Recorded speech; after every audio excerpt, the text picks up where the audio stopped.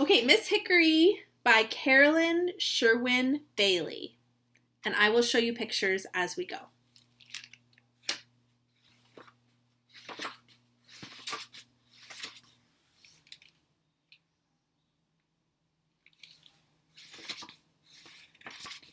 And there is a list of characters as they appear on the front inside page. So this is almost like it could be read as a play, but it's not a play, it's a novel. Miss Hickory is a country woman whose body was an applewood twig and whose head was a hickory nut. The crow is tough and wise, also kindly. Great Granny Brown, who closed the old place and went to Boston for the winter. Mr. T. Willard Brown, a barn cat and head ratter, meaning he hunts rats. Mr. Pheasant, a famous berry picker who deserted his wife. Chipmunk, spoiled and flighty. Squirrel, most forgetful. Hen pheasant, sad and without pep. Cow, who had a stomachache from overeating. Barn heifer, cow's daughter who stayed home. Wild heifer, cow's daughter who roamed. Fawn, wild heifer's friend. Doe, it says here, with God. Groundhog, a surly man and afraid of his shadow. Bullfrog, who lost his winter clothes. Robin, a strutting fellow who felt important. Anne, who came home from school. Timothy, of the farm next to the old place. First chapter, Crow Makes a Call. There's Miss Hickory.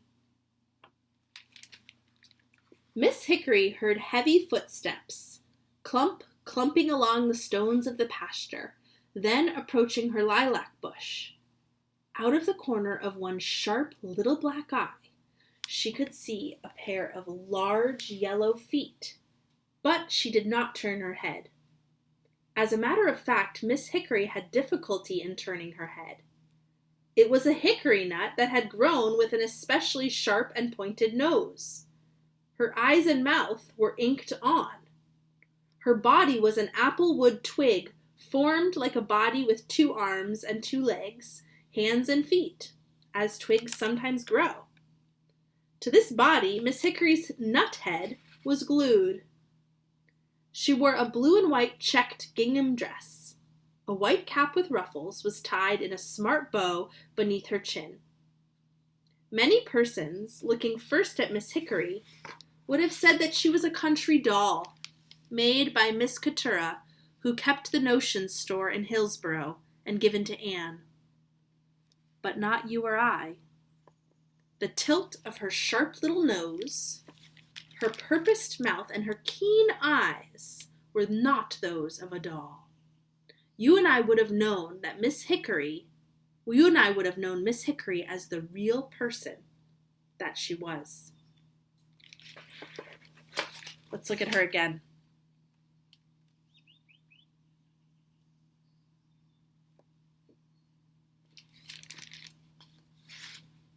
A black shadow passed the door sill of Miss Hickory's house. A coarse caw seemed intended to catch her attention, but she continued sweeping with her broom that was made of pine needles. She had just finished her tea, and her acorn cup and saucer, neatly washed, stood on a shelf above the stove. A bed of discarded pullet feathers, covered with a bright quilt of patched sumac leaves, was ready for pleasant dreams. Miss Hickory's house was made of corn cobs, notched, neatly fitted together, and glued.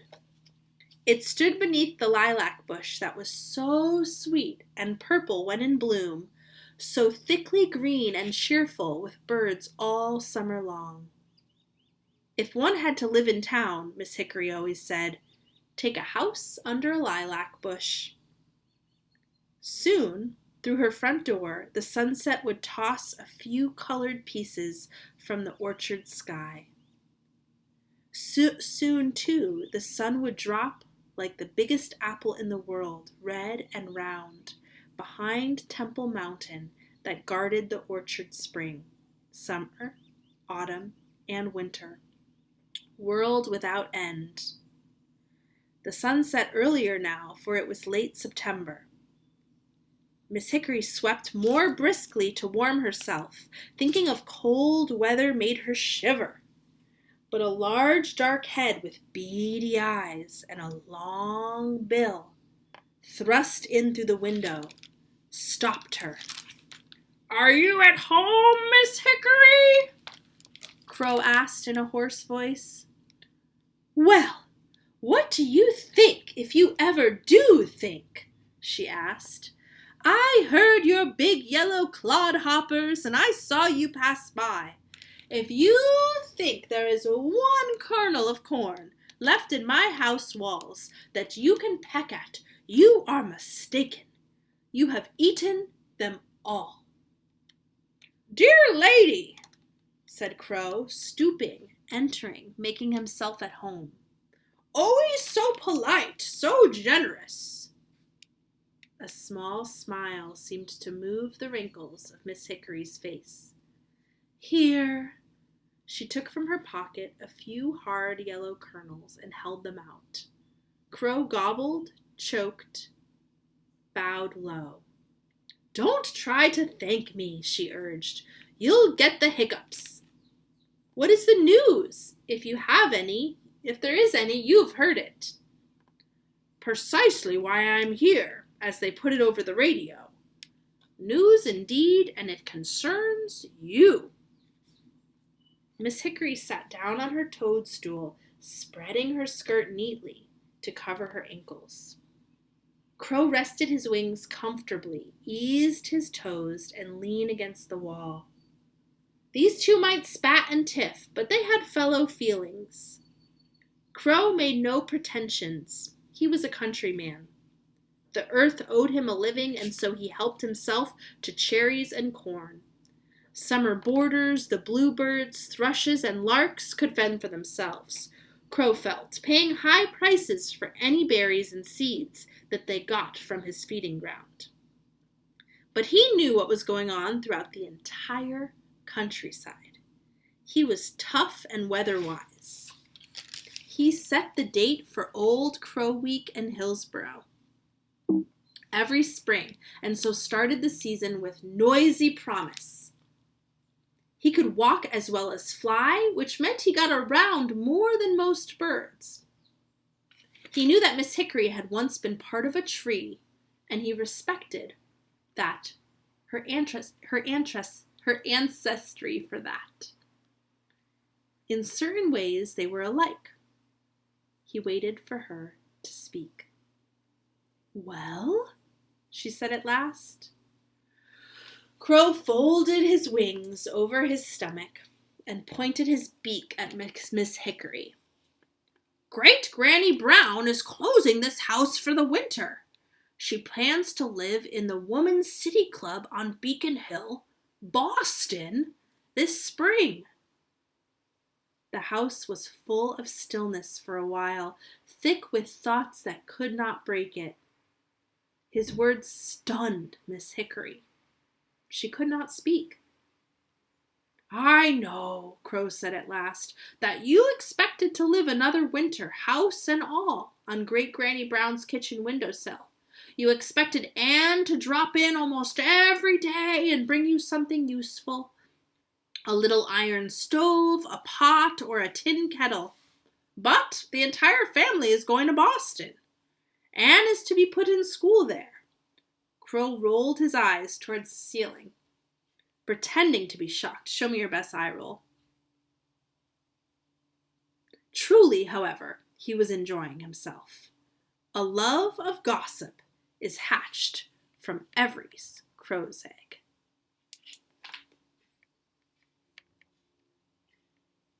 Miss Hickory arose. She came close to him, her sharp little nose almost touching his face. "They could not! They would not!" "Ah, yes, Miss Hickory," he assured her. Two-leggers who have been to Boston long for wings. Only we country people who can fly never feel the need of a city. Now, I once knew a starling who went to the public gardens in Boston for a visit, but... Stop, don't gobble. Come to the point. Miss Hickory twisted her hands in distress. The point is yours, dear lady. Crow tapped her shoulder playfully with a wing-tip. You have seen through Great Granny Brown's kitchen window how deep the snowdrifts are in New Hampshire. I'll wager that there were days when you could not see through those windows. The winters are long and hard here, Miss Hickory. What could one do? She begged. She could not believe him yet. Don't feel too badly, as if they had forgotten you, he said kindly. Anne has other matters than dolls to fill her mind now. Great Granny Brown was born and bred in New Hampshire. She expects you to be equal to any weather. You'll have to move, Miss Hickory. Where? She went over to the window and looked west. There, each year the forest, wild and deep, marched closer to the old place. They had both forgotten to admire the sunset. The afterglow, like a blanket of woven rainbows, had folded about Temple Mountain. Aye, that's the rub, Crow replied hoarsely. Miss Hickory stamped her foot. Don't talk like a poll parrot. Whatever you hear, either the radio or William Shakespeare, you repeat. You know you can't read a word. Crow bowed his head humbly. Right you are. But what I meant was that we shall have to make a plan and make it speedily. You can't live under a lilac bush all winter. We? This isn't your home. It belongs to me. I like it here. I can't move. Where would I take my stove, my pot, and my tea kettle, my cup and saucer, and my bed? If I live in a crow's nest, with no nice house furnishings and no good housekeeping. She could not say any more. She could only look with love and fear at her 4 corncob walls.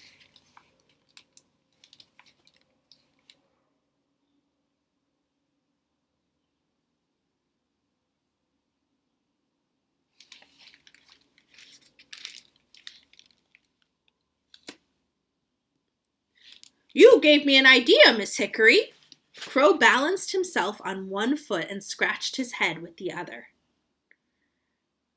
I will have no idea of yours. But a little change is good for all of us, Crow said smirkingly. You must remember, dear lady, that you weren't born with a cup and saucer in your hand. It was more than Miss Hickory could stand. She lost her temper. I believe that this is all a piece of gossip on your part, Crow. I shall never believe that the old place is empty until I ask Mr. T. Willard Brown. He will tell me the truth. As for you, Crow. She stood as tall and brave as she could beside her door. Get out of my house, she ordered. As you wish. Crow walked in a dignified manner toward the door. But don't worry, something is bound to turn up. I won't move, she repeated as he stepped across the threshold, but he tapped her head lightly with his beak. Hard-headed, that's what you are. And with that, Crow walked off in the direction of the pine wood.